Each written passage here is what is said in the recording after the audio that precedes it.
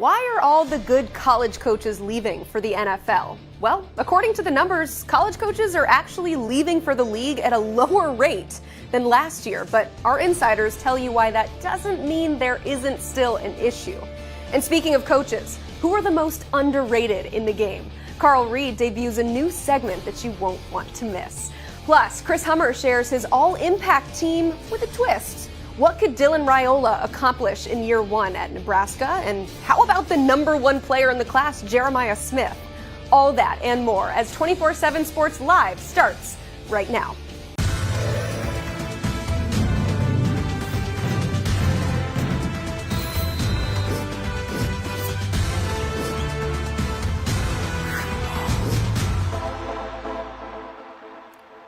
Hello and welcome into 247 Sports Live. I'm Emily Proud. A reminder before we get rolling, please subscribe to the channel and hit that like button. I'm going to go hit some headlines because a lot has been happening, specifically with the future of the college football playoff and the future of the new college football video game. That's right, EA Sports announcing that all 134 FBS teams will be a part of the game. Players can now start to opt in via the Compass NIL app. If they do, they'll receive $600 and a copy of the game.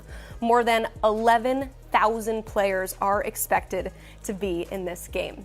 Meanwhile, on Tuesday, the College Football Playoff Board of Managers unanimously approved a move to a 5+7 model for the 12-team playoff, meaning 5 automatic qualifiers, aka the highest-ranked conference champs, and 7 at-large bids. The original model of 6+6, if you're doing the math, it still equaled 12, but with the Power 5 becoming the Power 4, it just did not add up. This format is approved until 2026.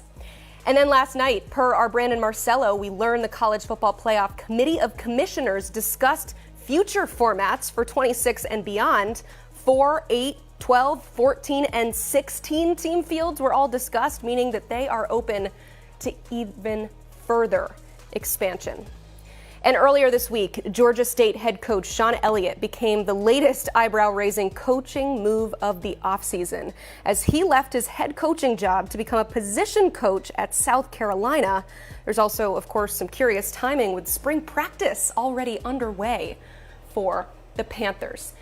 That leads us into our greater discussion of the chaos of the college football coaching carousel here with Smoke Dixon, and we're going to have a greater discussion on some of the coaching moves that we've seen in this offseason. But before we get into it, a reason that many are citing these moves to the NFL or maybe taking those lower level jobs like Sean Elliott is because of the chaos of college football. And we are so lucky to have someone who was just right in deep with the chaos of college football not too long ago, leaving your post as general manager of Maryland football. So there's, of course, a human element to this. We can talk about how the calendar is chaotic and how these coaches seem overworked. But what made working in this current college football landscape so chaotic? Chaos starts with just a lack of structure, lack of knowing when, why, where, what's going to happen moving forward. Every semester, the calendar changed. And having a family, beautiful wife, 3 kids, you'd like to have some time to plan. It's already chaotic when you have a family. Now add in the chaos of not knowing, it just weighs on you and becomes more stressful, and now you start getting burnt out. And the reason why you got into it is to impact young people's lives. Now the impact is now on your life and your quality of life, just for the lack of understanding what the schedule is going to be.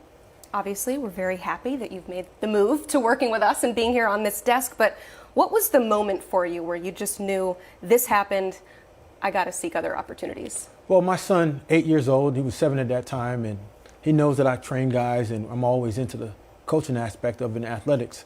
And he asked me, he said, "Dad, why aren't you training me?" And that really hit home. I'm like, my only son, he's Trey, Gerald Dixon III, and I'm not giving him the same amount of energy and time as I should.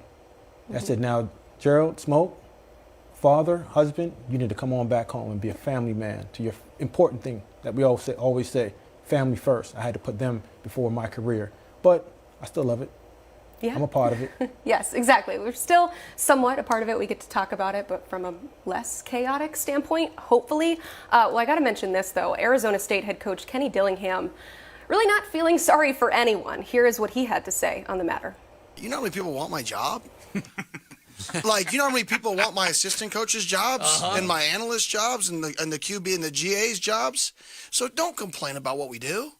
You're blessed. There's a lot of negative of it, yes. But do you know how many people want to be a college football coach?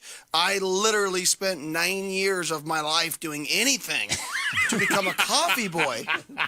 So don't give me the, oh, it's hard to be a college coach right now. Yeah, it's hard. Then quit. Some strong words there, and when we look for strong words, there's nobody else to bring in than the coach, Carl Reed. And Coach, we're going to talk about just the moves to the NFL in particular. Smoke was a different situation coming over to the media side. We've seen that as well. But we actually have some data on this, courtesy of our own Brandon Marcelo. He found that actually fewer FBS coaches have taken NFL jobs in this hiring cycle compared to last. So if there's not actually more movement to the NFL this cycle, Carl, why does it feel so chaotic this offseason? Because people love to complain about what they don't like about college football. And right now, everybody wants to blame it on the transfer portal and NIL and say, well, coaches are trying to run to the National Football League. Coaches have been trying to get into the league several years ago before the portal and NIL, when the early signing period started and that open recruiting calendar has everybody in the flux. We put up a calendar early about the open and the dead periods, but then you also have to factor in junior days, unofficial visits, summer camps. You got camps the whole month of June. It's a very tight schedule for college coaches with no time off, but this trend of going to the NFL is not a new trend because of NIL and transfer portal. It's something that started to happen as soon as they started moving official visits from the fall to the spring, and they put the early signing period that most of the coaches at the time were begging for. Yeah, Carl, I mean, they're begging for it, but you and I have both coached. And what I got out of it is there's a lot of coaches that truly don't like their lives at home. So they put it on spending a lot of hours at the job. And that's an excuse, but I really believe if we put a time limit on when coaches should be in and out of the office, you'd have more coaches staying in college football and getting out of going to the NFL.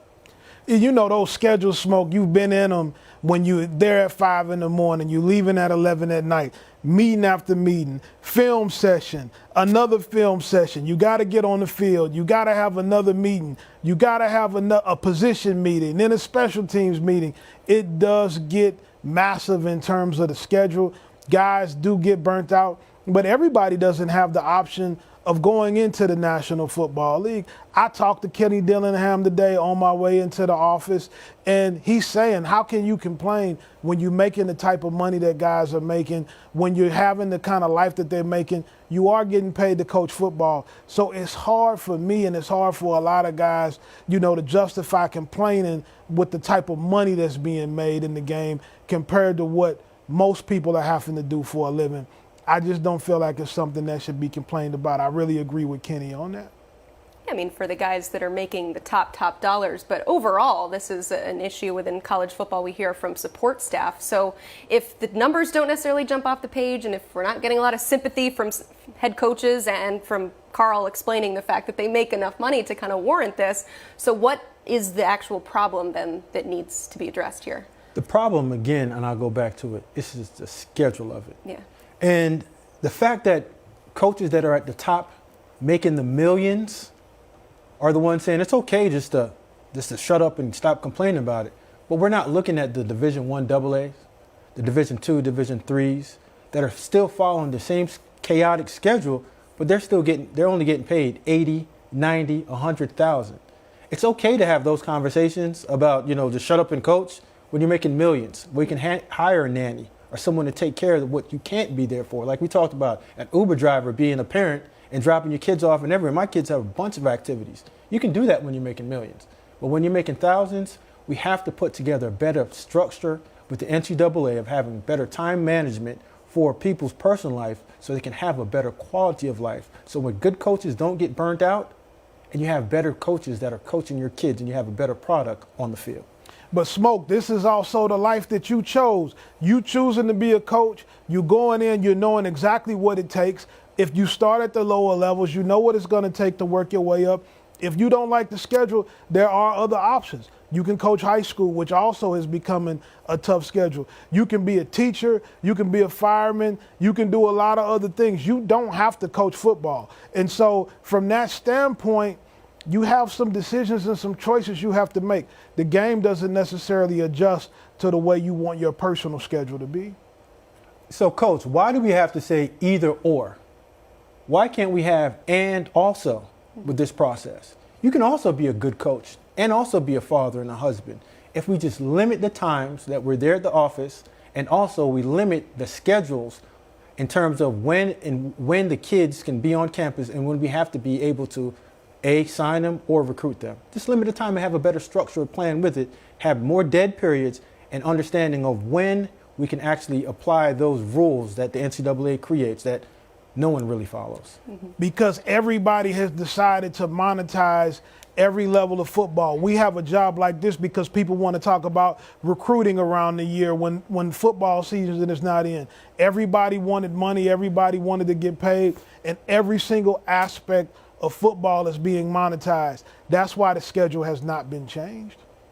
All right, so we talk about this jump to the NFL, and I think a part that gets kind of lost in that is it's not that easy, right? I mean, the NFL is a tough place to get a job into. There's a difference between just wanting to be there and actual opportunities. So, Carl, I'll start with you here.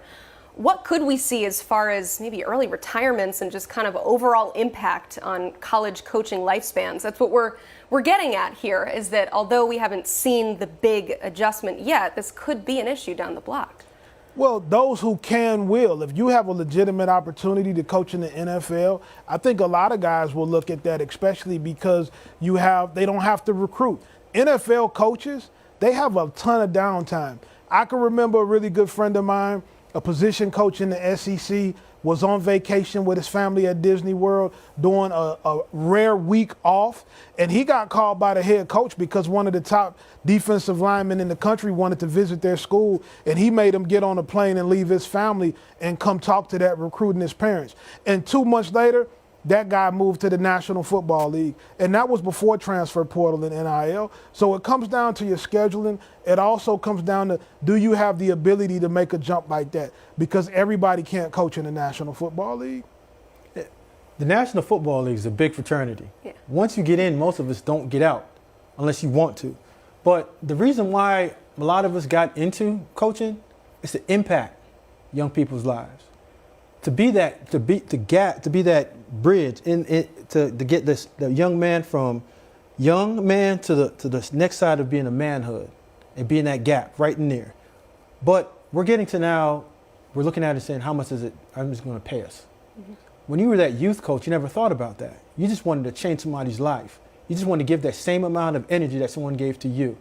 So if we don't want to stop the impact and really good impact of what's going on with our young people, we have to start looking at saying, as good as a coach is, we also have to understand that a coach also has to be a family man.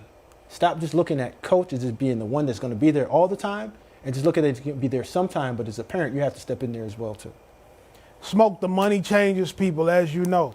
When guys start coaching at the youth level, the high school level, they are doing it because they want to help kids. They are doing it because they want to make an impact. But when that salary starts creeping into six figures and in the mid sixes, and then you start talking about millions and millions of dollars, this game can turn people that are really focused about kids to people that focus on the business. And that's just the way that it is. Certainly is. Don't let the money. You got one more thing to say? Don't let the money change you. Yeah. Change the way that the money is going to change the process of what you do. That's my note for you, Mr. Carl. This game turns a lot of good dudes into bad people. I always learn so much when I have conversations with you guys. I'm glad we're able to put it together because it's just like drinking through a fire hose right now. Smoke, thank you so much for adding your insight. But Carl, don't go anywhere. We are actually debuting a new segment on today's show called Reed Ranks. So our very own Carl Reed, who's right here, will be tasked with putting together a top 5, and then we're going to bring on a special guest to fight him on it. So Carl, today you are ranking top 5 most underrated head coaches. Let's show you that list. Coming in at number 5 is the head coach of UNLV, Barry Odom. Emily, Barry Odom has UNLV. People have not been this excited in Vegas since Jerry Tarkanian was the basketball coach of the Running Rebels. Taking UNLV to the Mountain West Championship game, 9 wins. That's something that hasn't happened in UNLV in a really long time. I think 1984, he has 2 very good young coordinators, defensive coordinator Mike Shear, who's been everywhere with him, and Brennan Marion. All right, number 4 on your list is Marshall head coach Charles Huff. Charles Huff, former running back coach at the University of Alabama. We haven't thought about Marshall in a real long time either. Huge win his first year, 26-21, on the road over Notre Dame. One of the top upcoming coaches in the business. And at number 3, new Houston head coach Willie Fritz. This is a name that only real ball coaches really seem to understand. He's won everywhere he went. Blinn Junior College, D2 Central Missouri State, FCS Sam Houston State, Georgia Southern Tulane, now getting a shot at the big leagues. Willie Fritz is a ball coach, and he's nothing but a winner. All right, at number 2, Kansas head coach Lance Leipold. Lance Leipold has coached places where it's really tough to win. Multiple-time Division III national championship, big winner in the MAC at the University of Buffalo, and he has people in Kansas talking more about football than they've talked about basketball recently. And the kind of recruits that they're bringing to Lawrence, Kansas right now, you have to respect Lance Leipold as an elite ball coach. And your number 1 most underrated coach is Air Force's Troy Calhoun. This is a guy whose name should be circulating more when big-time jobs come up. Troy Calhoun, a master of consistency, an option coach. Everybody doesn't like running the option, but he does have a lot of pro-style elements. Just does nothing but win. Troy Calhoun is a great ball coach. All right, so there is Carl's top 5 most underrated coaches in college football. A lot of different leagues on this list, a lot of different names. I am very excited to see what our next guest does with this list, because I don't know about you guys, I am convinced. Carl convinced me. So let's welcome on national college football writer Brandon Marcelo to debate. I always love when these two get together. Let's play some devil's advocate. Brandon, I'm just going to give you the floor. What's your biggest issue with this list? All right, so how's Lance Leipold underrated when the University of Kansas is spending $448 million to build him a new football stadium and a new football district they're calling the Gateway District? $500 million. They're going to have to play games in the Kansas City Chiefs Stadium next year because they're wanting to get this thing done so quickly. Not underrated at all. His name has been connected to quote-unquote bigger jobs. Michigan State, most recently, of course. And he's only been there for 3 seasons at Kansas, and yet they're investing so much into him. And also, he's had to go out publicly multiple times to say, I'm not interested in leaving here. I want to stay at Kansas. This is a guy that has not been underrated. He's been praised by everybody, and a lot of jobs have come open, and they've looked at him to try to hire him. I don't think he's underrated at all. I think anybody you would talk to in the industry would say he's one of the best coaches out there. Brandon, if you put up a list of the top coaches in college football from a fan perspective, they most likely wouldn't be able to pick Lance Leipold out of a lineup. And Kansas is investing in football the way they are because they finally got a guy who got it right and who's getting it right consistently. They're taking full advantage as a university of what he's built, but make no mistake about it, Lance Leipold has been an underrated football coach throughout his entire career. No, I absolutely agree with that. But just to say that people haven't really heard about what's going on in Kansas, I think is ludicrous because they've been talking about Kansas every single Saturday for the last 2 years because of the big runs they've had. Heck, College Game Day was on campus there just a year ago in one of the bigger atmospheres they've had in quite some time. They were front and center for a 2-hour infomercial. People are very much well aware of what's going on at Kansas, and no one wants to play them right now. And their reason why that going into this new Big 12, they're one of the bigger teams to potentially look upon there. But listen, we can talk all day about Lance. He's a great coach, obviously, but to say he's underrated, he's not. People know who he is. I've got bigger issues on your list, though, further down, actually. Please explain. What else? Okay. All right. Let's start with listen, I love all the guys on your list here. Having said that, Charles Huff at Marshall, really? When I look at coaches that are kind of underrated, I look at what was done before them at the spot they were at, and how they're doing to follow up on that. And Charles Huff, you said that no one was thinking about Marshall and what was going on before him. That's ludicrous, dude. He's 22-17 in 3 seasons. In the 3 years prior to him arriving there, they were 24-12 under Doc Holliday. Doc Holliday had 3 seasons there where he won 24 games at the end, and they didn't renew his contract. He also won a Conference USA division title. Charles Huff hasn't done that, and they actually took half a step back this season, and there's some question about going into this year just about the talent on their roster. So I've got a big issue with Charles Huff. I like the guy. I like him as a coach, but he has not done and improved upon what was left for him there under Doc Holliday. Brandon, one thing I've always liked about you is you're an elite goalpost mover, and that you're bringing Doc Holliday up, who has absolutely nothing to do with this conversation. This is a list based on who's underrated right here in the moment. Doc Holliday is not coaching college football anymore, and he did do an excellent job at Marshall, but Charles Huff is also doing a very good job, consistent bowl wins at a place that's really, really tough to win at a place like Marshall. It's tough to recruit there, it's especially in this era where Group of 5 programs are getting pillaged by bigger schools. You lost a little bit this one. AT&T was shutting people's phones off today. They missed yours. Good thing I don't have them, and a good thing I don't agree with your list as well, because, again, Charles Huff is 22-17 in 3 seasons.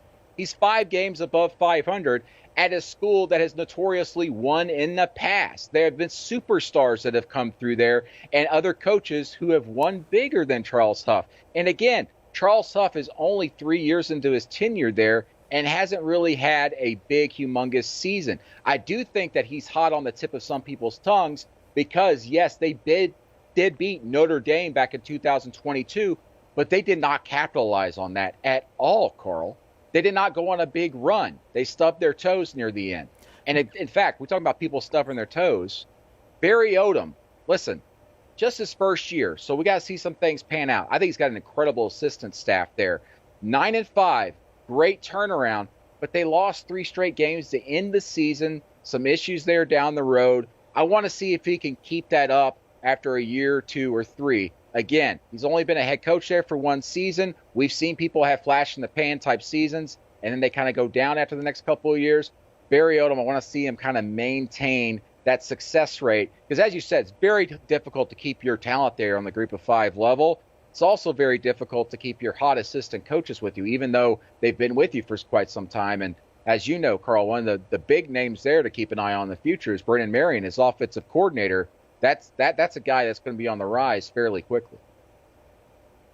Brandon, listen to this. Once again, you try to trick our audience. You talking about the old days at Marshall when they were an FCS program led by Randy Moss and Chad Pennington. A lot of those games were won at a much lower level of college football. Once again, we're talking about who's underrated as it relates to this year. We haven't heard about UNLV football probably since Randall Cunningham was playing quarterback out there in Vegas. Barry Odom did an excellent job this year, does have a great staff, and as of today, Brennan Marion is still the coordinator there. They're posed for another good football season this year. All right. So Byron Leftwich, Cole Pennington. I just named 2 great quarterbacks there in the FBS at Marshall that have won big. So, all right, go ahead. I was just going to say, we've talked about some of the guys later or lower down on this list, but we have to talk about who's number 1 on there, and Troy Calhoun. So, Brandon, is it safe to say that I can take your silence as you agree, or do you have something to say? I think he's a guy that should have been given a bigger job sooner rather than later. But I do think that his name has come up here recently for some jobs. In fact, Arizona, Tulane was the one that had the most interest. In fact, he actually interviewed there, I'm told, back in December when that job came up, when Willie Fritz left for Houston. He also had some interest from Nebraska a few years ago.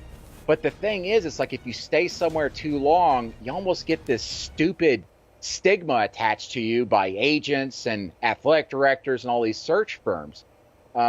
He's coaching at his alma mater. He's been there nearly 20 years. All he does is win. We talk about him running the triple option, but his offense is so much more than that. And Carl knows that too. There are a lot of NFL concepts there. They like to do a little double I, a lot of interesting stuff in that offense, and they always tweak it to the personnel. and they just win every single year. He hasn't had that Mountain West Conference title yet, but they've been in the title game, and they're consistently winning 8-9 games a year at a service academy. Impressive stuff. He's the type of coach that, because of the way he handles a program, he would be successful anywhere. And if he does really want to move on and get a bigger job, someone needs to give him that opportunity. I thought that it was very, very possible it might happen at Tulane when he interviewed there in December. But I agree with that. I think he is potentially the most underrated coach, I should say, and overlooked coach in the country. Well, Brandon, you finally made a good decision on today's show, and I'm glad about that. You bounced back at the end.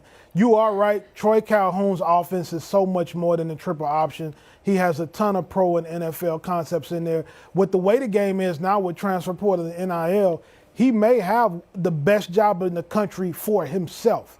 For what he is and who he is and what he's been able to do, he may be better off staying right there, because when you jump into this Power 4 level now, formerly Power 5, it's sharks that are really deep in that water.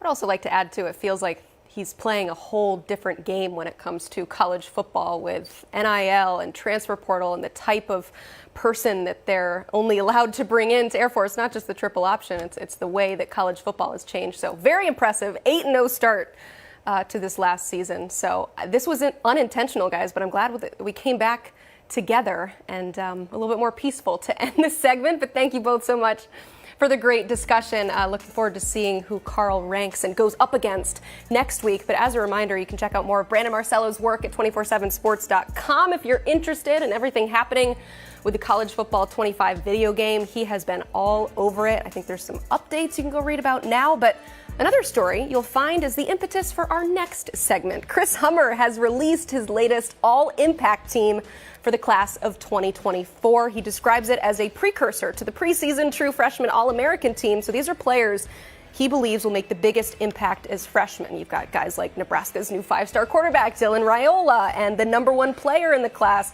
Ohio State wide receiver Jeremiah Smith. So we showed you the list. Now we're going to show you the writer of this list. So let's welcome in National College Football writer Chris Hummer. Chris, so that's the list, but we're actually going to do something fun. We're going to play a little game of over-under, and we're going to start with the quarterback, Dylan Raiola. Last year, Nebraska, as a team, had just 10 passing touchdowns. So we're going to set the total at 10 touchdowns for Raiola this upcoming season. Where are you going, over or under? Well, if they go under, it's going to be a problem in Nebraska for Matt Rule and company. So I'm going to go over. It would be hard to be much worse. Nebraska was one of the worst passing offenses in college football this year, but I think the future is much brighter with Dylan Raiola under center. He is an impetus for change. Certainly, he is the foundation of the future of the program. Obviously, a Nebraska legacy, a 5-star recruit, one of the top players in the country. But he's not the only reason I'm going over on this number. Nebraska's had an offensive coordinator change. A very controversial hire of Marcus Satterfield has been altered. He's no longer the offensive coordinator. He's now the tight ends coach. They've shifted their offensive system going into next year. Nebraska's recruited really well. I think they have some high upside wide receiver targets. Somebody like a Malachi Coleman coming into his own in year 2 who could be a vertical threat. And I think Dylan Raiola really raises the ceiling of this offense, and I fully expect him to hit that over number in year 1 for passing touchdowns. Yeah, Huskers fans are saying better hit that over. They're hoping that this offense takes a leap forward. Let's go to Ohio State wide receiver Jeremiah Smith. We're going to set his total at 423 receiving yards because that's how many that Garrett Wilson had as a freshman. So where are you going? Over, under? Over. I think my initial thought was under, right? You know, Quinshon Judkins coming in along with Travion Henderson. They're going to be a run-first offense, especially given that Will Howard, their new starting quarterback, can do a ton with his legs. But Jeremiah Smith's the number 1 overall recruit in the country for a reason. He's the number 1 overall recruit and receiver in 247 Sports history for a reason. This guy's that special. Plus, there's a lot of targets to kind of take over. Marvin Harrison Jr.'s gone. Julian Fleming's gone to Penn State. Cade Stover's off to the NFL. There are targets to go around at Ohio State for the first time in forever, even with Emeka Egbuka back. So I like that over number with Jeremiah Smith. I think he's going to prove very quickly to be one of the most special wide receivers in the country. Yeah, it's a tough one because you're talking about how great he is as a wide receiver, but you also have to take into consideration the options in that offense. It should be exciting, run by Chip Kelly now. So there are a lot of great wide receivers in this class. We've talked about just the depth. So we want to do a few more wide receivers. Let's do Auburn's Cam Coleman. The Tigers' leading receiver last season was Javarius Johnson with 347 receiving yards. What you got, over under for Cam Coleman? This is another one of those situations where it better be over, right? Like, if Hugh Freeze's offense is going to work in 2024, their leading receiver has to be over 347 yards. And I think Cam Coleman has every ability to emerge as a true difference maker for Auburn in year one. Auburn's had a good transfer portal target brought in from Georgia State and Robert Lewis, who I really like, but Coleman brings the highest ceiling of anybody on Auburn's roster at receiver. He's the deep threat that the team needs. Nobody on Auburn's team comes back who returns average more than 15 yards per catch next season. Cam Coleman can stretch the field vertically, and I think he's going to be a huge piece for the Tigers in year one.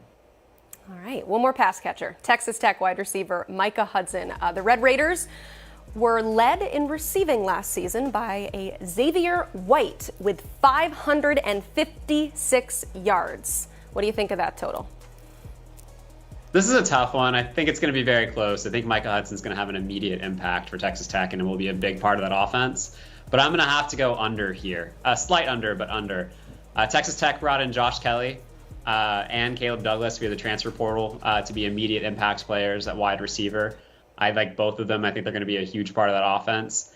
And Texas Tech just tends to spread the ball around under offensive coordinator Zach Kittley. They've only had one wide receiver clear that 550-yard total over the last 2 years, and that was Xavier White this season. So this is an offense that tends to put the ball in a lot of people's hands. I think Micah Hudson's going to get plenty of chances to make an impact, but it's going to be hard to clear that 556-yard total in year one. Yeah, that's a much tougher number there. We had to throw in some harder ones, too. You're going over with everything, so we need some unders as well.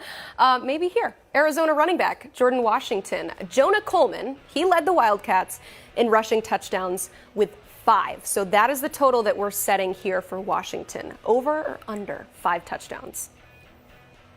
Well, I don't want to continue the negativity, but let's continue it. I'm going under here.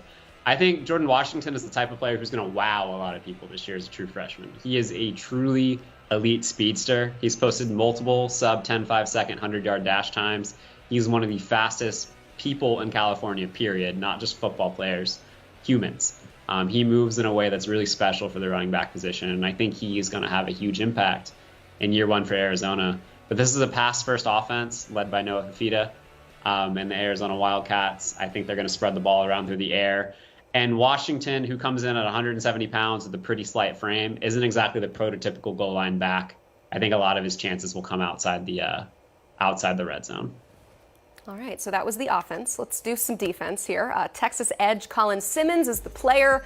We're going to compare him to Ethan Burke, who led Texas in sacks last season with 5.5. So does Simmons go over or under? I hate to keep being negative, but it's an under here. A Texas player hasn't had more than 5.5 sacks in a single season since Charles Omenihu did it back in 2018. It has been a very long time since Texas has had an impactful pass rusher who puts up huge individual numbers. And I think Colin Simmons can be that person for Texas eventually. He's a 5-star for a reason. He's the most talented edge rusher Texas has had on campus in a number of years. But it's going to be hard for him to reach that total in year one. One, because it just hasn't happened at Texas in a long time. And two, there's a lot of mouths to feed on this defense. You mentioned Ethan Burke. He's back, and I think a lot of people are expecting another breakout campaign for him. Byron Sorrell is back, and so is UTSA transfer Trey Moore, who was the AAC Defensive Player of the Year next year. So it's going to be a tough ride for Colin Simmons to get over that number. All right, real quick, one more defensive player. Florida defensive lineman L.J. McCrae. Last year's sack leader for the Gators was Princely Umanmielen. We're not going to compare him to last year's numbers, though. When he was a freshman, he had 2 sacks. So that's the number, over under 2 sacks for McCrae.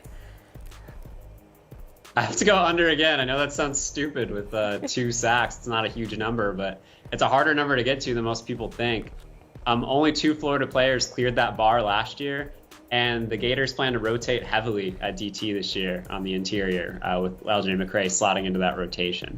So I think he's going to have a hard time getting there. I think he'll be a big part of the rotation, much like somebody like Gervin Dexter was for Florida in 2020, 5-star DT. at the time for them. But Gervin Dexter only had half a sack that year. I think McCrae's going to have a similar path. Somebody with a really huge upside, a high ceiling, but just have to grow into his frame and grow into the role over time. Love it. Chris, thanks so much for playing. Make sure that you check out his story on 247sports.com and be sure to tune in right here next week. We got 2 big recruiting shows. We got a special episode on Wednesday. We got a new rankings release. Tune in. Thanks for watching.